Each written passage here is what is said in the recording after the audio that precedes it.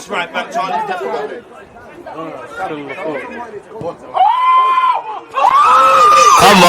Come on, people. Energy, get your talking points and them thing there in, man. Let's go, man. Good afternoon to you, lot.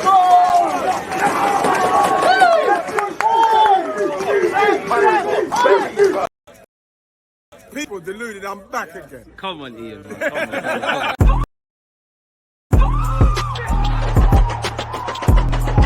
You know the anthem, man. This shit here happened at random. Let's go, man.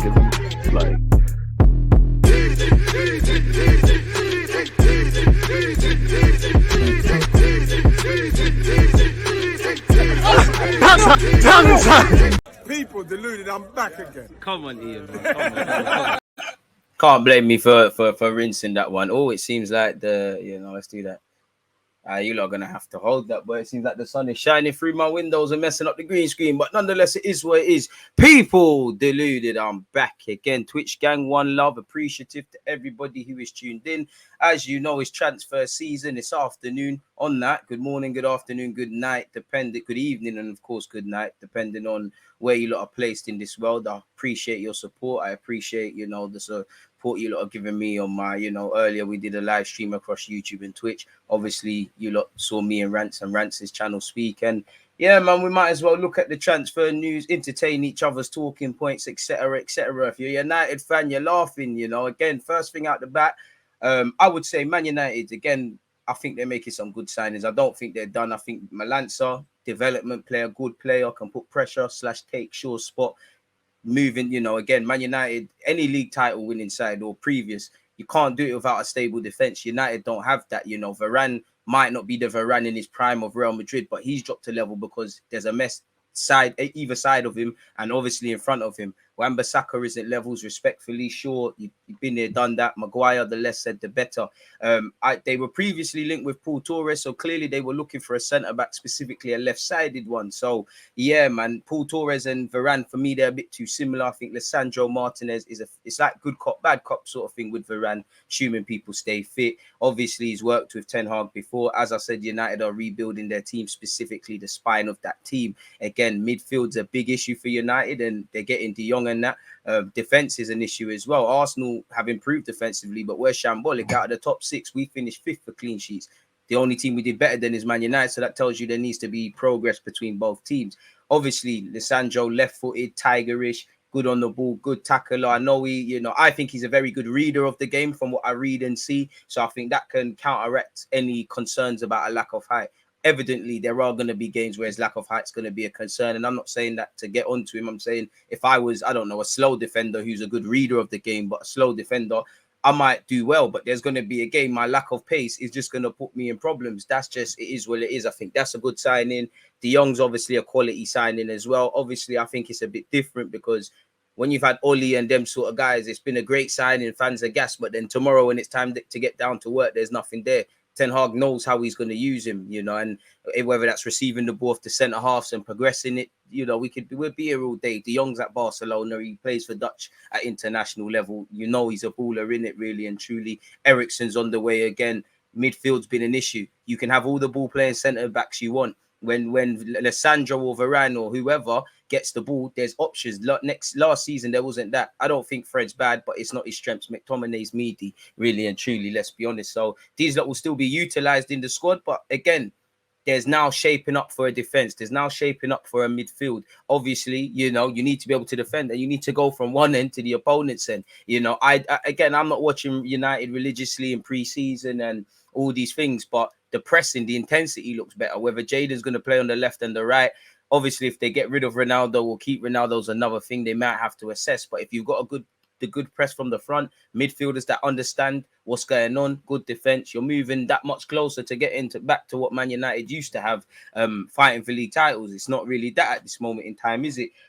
Moving on to Chelsea, I can't lie. If they do get Kimpembe, who is it? Kimpembe, Koulibaly, and Ake. I don't know if they'll get 2 of the 3. Apparently, Kimpembe is not as advanced as some people make out, but they'll get over the line. That's Tuchel's boy. London lifestyle. Obviously, one sec, people. This is putting me off.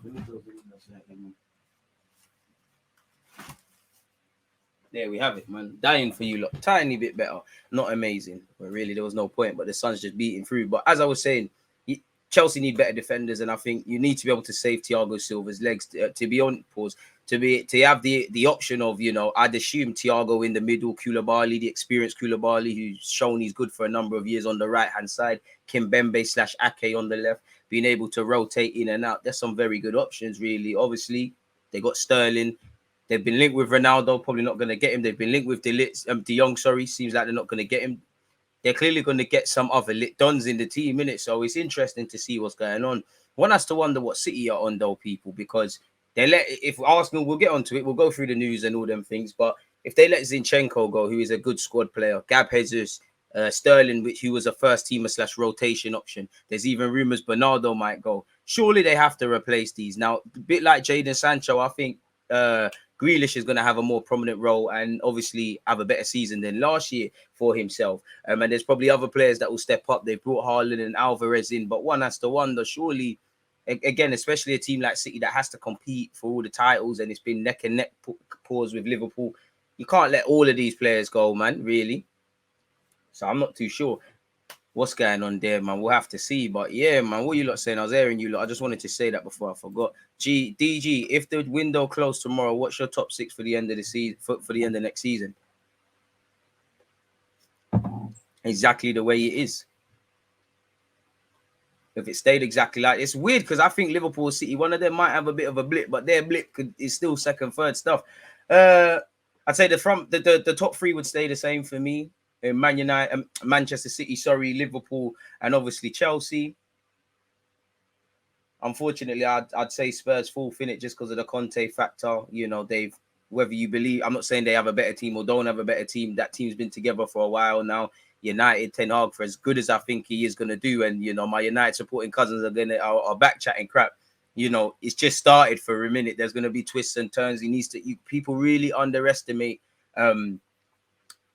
like the need for training and how long it takes to improve things. So I think they'd have that. Obviously, not much has changed at Arsenal, and so with that, I think Spurs unfortunately would finish full finish. So I think it would probably stay the exact same way it is right now. So it is what it is. Who would you want to see? Would you want to see Zinchenko as a midfielder and get Gomez to play as second choice left back? I mean, if we're talking about the Gomez, I think that came from La Masia. It didn't really work out at Dortmund. He's been playing somewhat left back and them things there since he's gone to Belgium with Anderlecht, where I remember him as a sort of number 10. So, yeah, man, why not? If we've done our due diligence and scouted him, why not? I'd like some of the other names. I'd like Zinchenko more than anything. Like, I do think Zinchenko is suspect defensively. He's shown that in the Champions League. I feel no matter how much he's played left back, I'm not belittling him. He is a midfielder playing left back because he can't play anywhere else for City. And sometimes I think off the ball, he kind of shows that. And if he was to sign for Arsenal, clearly Arsenal are not as good as City. We're not on the front foot as much as Manchester City, etc. You would see a bit more of them frailties.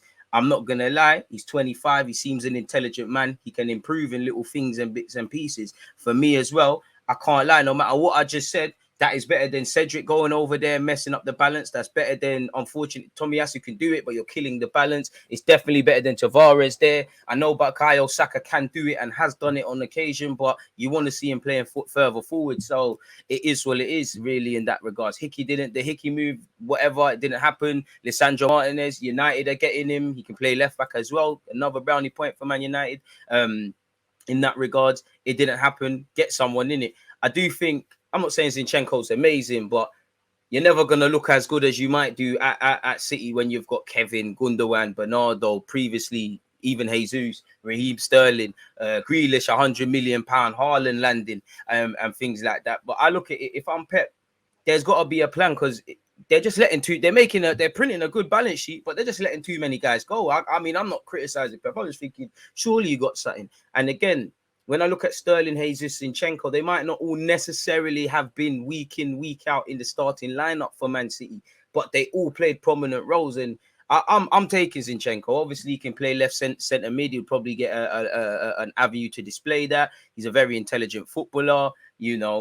I think 30 million for a 25, 26-year-old. We've done a lot worse. Obviously, it makes you a lot comfortable if Tierney eventually, the inevitable, gets injured there. You know, and that's maybe someone that could take Tierney's spot, even though I'm Tierney's biggest fan at this football club.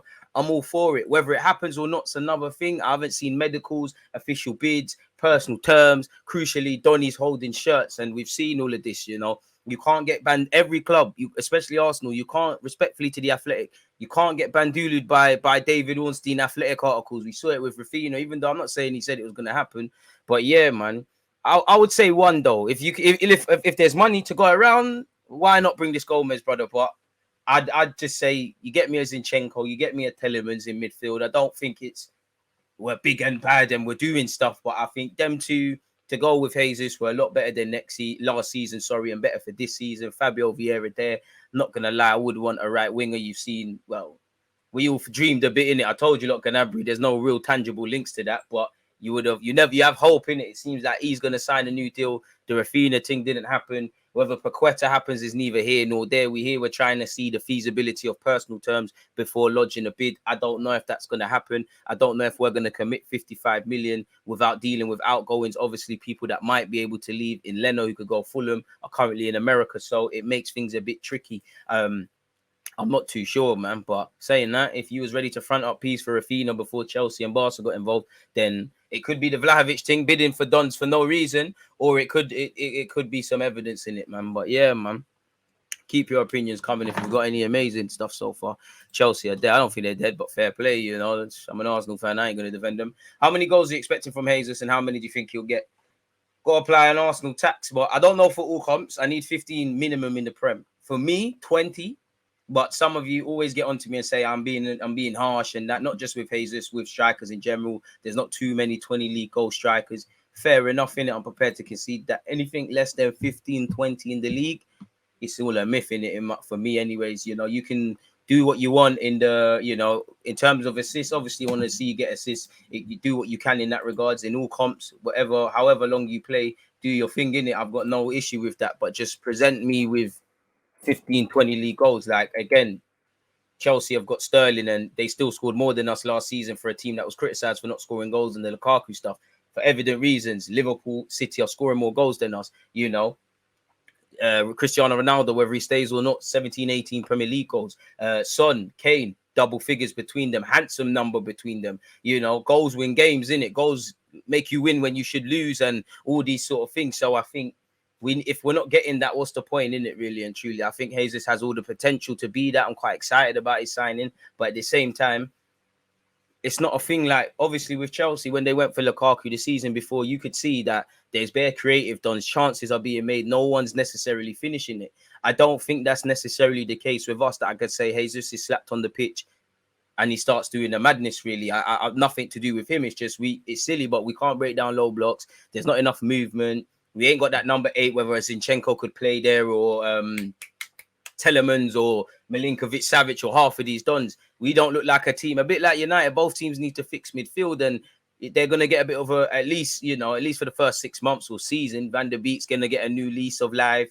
Obviously, Eriksen's probably signed on the dotted line. Martinez can play there, but play centre half exclusively. And obviously De Jong if he lands. So they're going about their business. We ain't fixed that midfield. I don't think Xhaka is amazing. I don't think he's bad.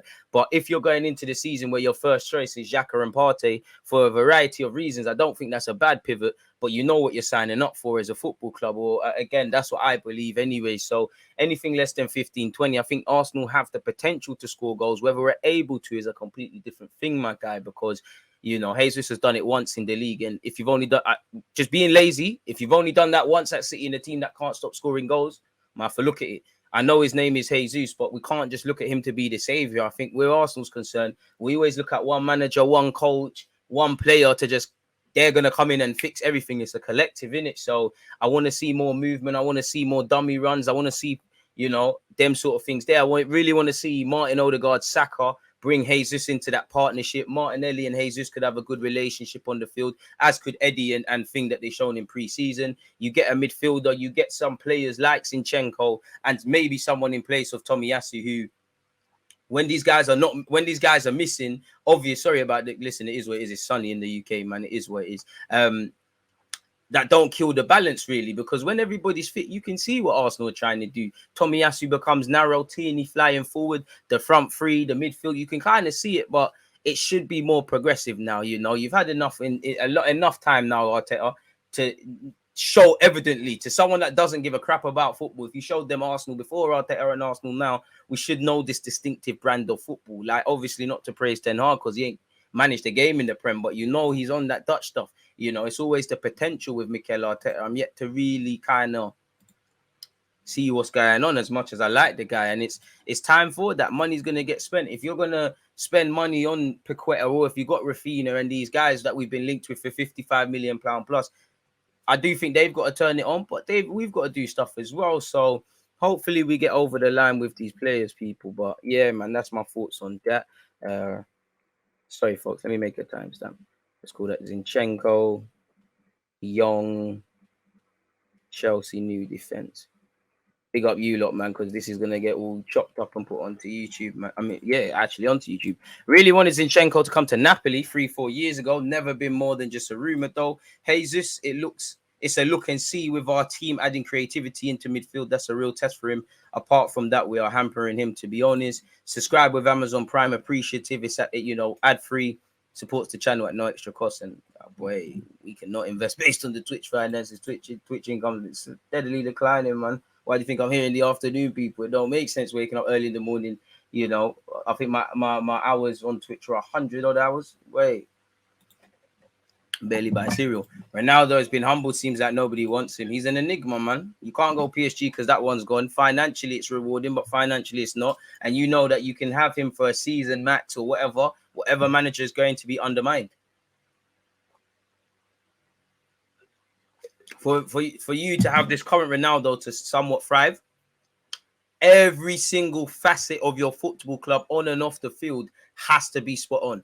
You know, because you're coaching the other 10 players, especially this Ronaldo. You know, I'm not saying he won't find a common ground with Ten Hag, but he ain't got the legs to press, pause, week in, week out. It don't make sense. He's adapted his game. And obviously it starts from the front man, a bit like Arsenal. I have no worries about Zinchenko. The man said Zinchenko, Jesus, when it comes to them sort of things there, people. Big up you lot for tuning in. Again, keep the opinions and that coming. You lot are in top form, man. I can't lie, it's worrying me that we aren't linked with many wingers now. It worries me as well, but at the same time, I'm sure Noah Lang, the Pepe from Porto, Gakpo, all these guys in a year or so, I'll be saying, bloody hell, why didn't we make the move before they had the standout season? But if you can't get it, obviously it's the season, isn't it? But for me, I know we need a right winger, especially because we've got two strikers now. We're probably not going to bring a third one in and we need to score goals. But if you're not bringing in better than what we have, or blockbuster dons, like if Paqueta can play in multiple roles, but on the right wing, like if you got Gnabry, like if you got Rafinha, I'd leave it out, man. You've got a lot of these development stage players. You can't keep buying new ones. Let's try and get some, you know, the Martinellis and all these guys over the line first. If you can't get that one there, then there's no point. It's a bit like, I didn't want Isaac and Jan for 70 odd million. If you're going to bring meaty dons, there's no point really. You can't have a team of 20 odd dons at the same stage in their development because they very rarely stay together. Look at City. I'm sure at one point they thought Raheem Sterling, Sane and Jesus were all going to stay together. And I'm not saying they wouldn't have bought Haaland or Grealish, but, you know, would have been a front three or a serious prominent front three at some point in the season. It didn't happen really. So, yeah, man. If nothing more, I would like Arsenal simply, please, back up left back / Zinchenko and a midfielder, man, because at worst, the spine's there. With Saliba returning, all right, Ben White, you're going to have to do what you did at Leeds and Brighton and play right back a bit more. If certain things are done the same way, you lot are not stupid. You know, we're signing up for the same things. You lot are not stupid or you wouldn't be here, people. DJ, if we sign Zinchenko, do you think he'll primarily be used as a midfielder, causing us not to pursue Telemans? I would say no, but I just feel, you know what, it doesn't necessarily harm Xhaka's rotation. Arteta's fond of him. Maybe it does, but I come on, man. You could both of them for 60 million, where there's upside, there's longevity, there potentially is resale value. Because I do think people, I'm not saying he's a madman, but I do think people downplay Zinchenko's technical ability. Go and look at Kyle Walker's, comments on him. It makes sense, man. We could do a lot worse, but I don't know, man. To go with whatever Fabio Vieira would be, it's needed, man. But we'd probably, you know, hopefully we'd probably have to get a couple moved on before any of that. So I can't really give you a legit answer, my guy, man. One love to you lot tuned in, man. What happened to that so-called mystery winger? Who's that? Marquinhos. He's in training. I'm sorry if I'm doing him dirty still. So yeah, man. It is what it is. Good point. We have to act fast. Boy, it was all good a week ago, bro. If we don't get Zinchenko, the alternative should already be in place. Amen.